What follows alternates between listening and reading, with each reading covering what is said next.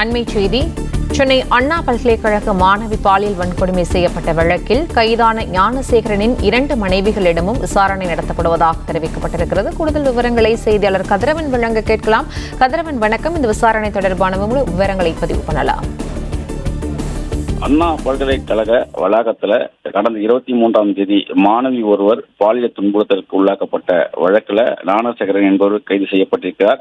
நீதிமன்ற உத்தரவுப்படி சிறப்பு புலனாய்வு குழு அமைக்கப்பட்டு 3 ஐபிஎஸ் அதிகாரி தலைமையில் விசாரணைகள் தொடர்ந்து மேற்கொள்ளப்பட்டு வருகிறது.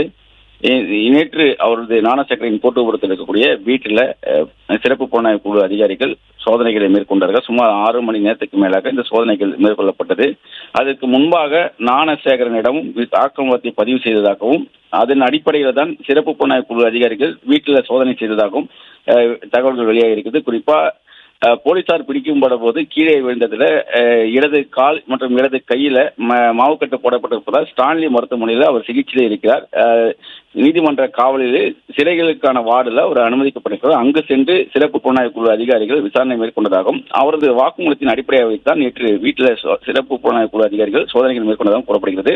அவரது வீட்டில் கட்டுக்கட்டாக ஆவணங்கள், பட்டாக்கத்தி 1, ஹார்ட் டிஸ்க் 1, பென்ட்ரைவ் உள்ளிட்ட முக்கிய ஆவணங்கள் கைது செய்யப்பட்டு 2 அட்டைப்பெட்டிகள் முழுவதுமாக அவற்றை கைப்பற்றி சென்றார்கள். அது மட்டும் இல்லாமல் பட்டாக்கத்தியை குற்ற செயலுக்கு பயன்படுத்தி இருப்பதும், பிரியாணி கடை வைத்திருப்பதால் அதற்கு பயன்படுத்ததா விவரங்களில் விசாரணைகள் மேற்கொள்ளப்பட்டு வருவதாகவும் தெரிவிக்கப்பட்டிருக்கிறது. டிஜிட்டல் ஆவணங்களை சைபர் ஆய்வகத்துக்கு அனுப்பிய நிலையில் அதில் உள்ள தகவலை அடிப்படையாக வைத்து மீண்டும் ஞானசேகரன் விசாரணை மேற்கொள்ளவும் திட்டமிட்டிருக்கிறார்கள். ஞானசேகரன் தார் ஜீப் ஒன்றை வைத்திருந்ததாகவும் அந்த தார் ஜீப்பில் சென்று பல்வேறு குற்ற வழக்குகளில் அவர் அதனை ஈடுபட்டிருப்பதும் தெரிய வந்தது. அந்த தார் ஜீப்பையும் பைனான்ஸ் முறையாக கட்டாதனால அவற்றை பைனான்ஸ் அதிகாரிகள் எடுத்து சென்று விட்டதாக அதிகாரி தரப்பில் தெரிவிக்கப்பட்டிருக்கிறது. அதே போல ஒரு குட்டி யானை ஒன்றையும் பைனான்ஸ் அதிகாரிகள் எடுத்து சென்றிருக்கிறார்கள். தற்போது குற்ற செயலுக்கு பயன்படுத்தப்பட்ட ஒரு 2 சக்கர வாகனத்தை மட்டும் ஞானசேகரன் வீட்டிலிருந்து பறிமுதல் செய்திருக்கிறார்கள். நேற்று இந்த சோதனையின் போது 2 மனைவிகளிடமும் விசாரணைகளை மேற்கொண்டிருக்கிறார்கள். குறிப்பா ஞானசேகர் 3 அடுக்குகள் கொண்ட கோட்டுப்புறத்தில் உள்ள வீட்டில் வசித்து வருகிறார். அந்த வீடு எப்பொழுது கட்டப்பட்டது, எப்பொழுது வாங்கப்பட்டது, அதற்கான தொகை எங்கேது வந்தது போன்ற விவரங்களை இந்த 2 மனைவிகளிடமும் கேட்டறிந்திருக்கிறார்கள். அதே போல மதுராந்தகம் பாக்கத்தில் தண்டராஞ்சேரி என்ற ஒரு ஊர்ல தான் ஒரு சொந்த ஊராகும்.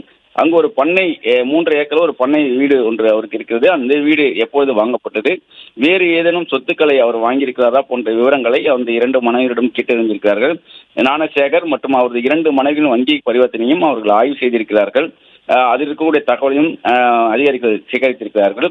அதே போல சம்பவம் நடந்த 23ஆம் தேதி அன்று மாணவியிடம் பேசிக் கொண்டிருந்த போது, மிரட்டிக் கொண்டிருந்த போது ஒரு அழைப்பு வந்ததாக கூறப்பட்டது. அந்த அழைப்பு இன்கமிங் காலா அல்லது அவுட் கோயிங் காலா என்பது குறித்தான விசாரணைகளை தீவிரப்படுத்தி இருப்பதாகவும் காவல்துறை சார்பாக தெரிவிக்கப்பட்டிருக்கிறது. தொடர்ந்து ஞானசேகரன் தொடர்பான விசாரணை தீவிரப்படுத்தப்பட்டிருப்பதாகவும் தெரிவிக்கப்பட்டிருக்கிறது.